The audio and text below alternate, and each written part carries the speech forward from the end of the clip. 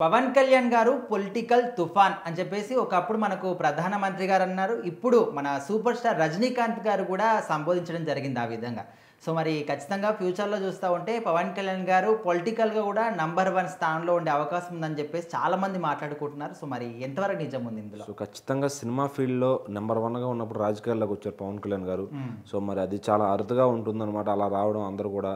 So, మరి అంతకుముందు రామారావు గారు గాని, ఎంజీఆర్ గాని అవును. వాళ్ళంతా సినిమా కెరీర్ అయిపోయిందిరా అనుకున్నప్పుడు రాజకీయాల్లోకి రావడం జరిగింది. కానీ పవన్ కళ్యాణ్ గారు అలా కాదు. కొంచెం మంచి వయసులో ఉన్నప్పుడే వచ్చేసారు.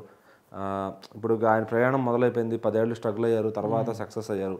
ఇదంతా పక్కన పెడితే ప మనకు పవన్ కళ్యాణ్ గారికి దక్కిన అత్యంత ప్రసిద్ధమైన ప్రశంసలు ఏంటంటే, సో మోడీ గారు నిలబడి ఏ పవన్ నహి ఆంధీ అంటారు.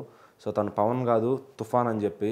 సో అక్కడ అసలు దేశం మొత్తం మాట్లాడుకుంది, ఏంటి మోడీ ఇలా పొగిడే ఒక వ్యక్తిని ఇలా పొగుడతాడా అని చెప్పి. అంటే అతని పార్టీకి సంబంధించిన వ్యక్తి కాదు అప్పుడు. సో జస్ట్ ఒక ఫ్రెండ్, ఒక స్నేహితుడు మాత్రమే. అప్పటికి కూటమి కూడా లేదనమాట. సో ఇంతలాగా అభిమానిస్తున్నాడు పవన్ అంటే అది మామూలు విషయం కాదు అని మాట్లాడుకున్నాం. మళ్ళీ తర్వాత ఇప్పుడు సూపర్ స్టార్ రజనీకాంత్ గారు దేశవ్యాప్తంగా కాదు ప్రపంచవ్యాప్తంగా ఆయనకి ఎంత ఫాలోయింగ్ ఉందో అందరికీ తెలిసిందే.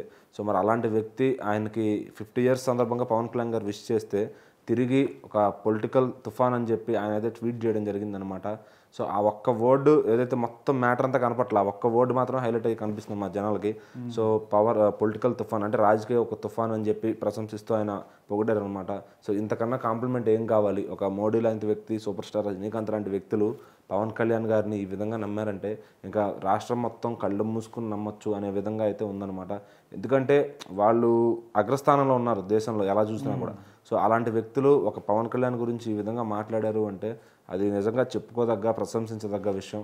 సో మరి పవన్ కళ్యాణ్ గారు అలాగే అందరిలోనూ మార్పు తీసుకొస్తూ ఆయన మాటలతో కానీ, ఆయన చేసే ప్రక్రియలతో కానీ, ఏది చేసినా కానీ అందరూ కూడా మాట్లాడుకునే విధంగా పలానా ఊరికి అది ఇచ్చారు, పలానా ఊరికి. ఎందుకంటే తను రాజకీయ డబ్బును కాకుండా, పార్టీ డబ్బును కాకుండా సొంత డబ్బును తీసుకోవడం కూడా ఇక్కడ ప్రత్యేకంగా చెప్పుకోవచ్చు. వేరే ఎటువంటి నాయకులు కూడా అలా సొంత రూపాయి తీసి ఖర్చు పెట్టరు.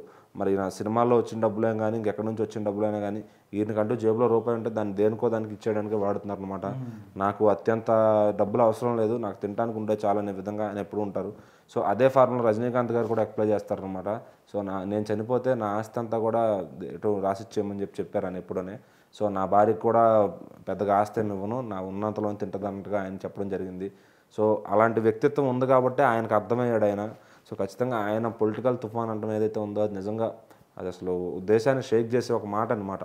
సో ఇంకా దాంతో అటు పవన్ కళ్యాణ్ అభిమానులు కానీ, జనసేన పార్టీ శ్రేణులు కానీ అందరూ కూడా రజనీకాంత్ గారు ఈ విధంగా చెప్పారు, మెచ్చుకున్నారని చెప్పి అందరూ కూడా ప్రశంసిస్తున్నారు అనమాట.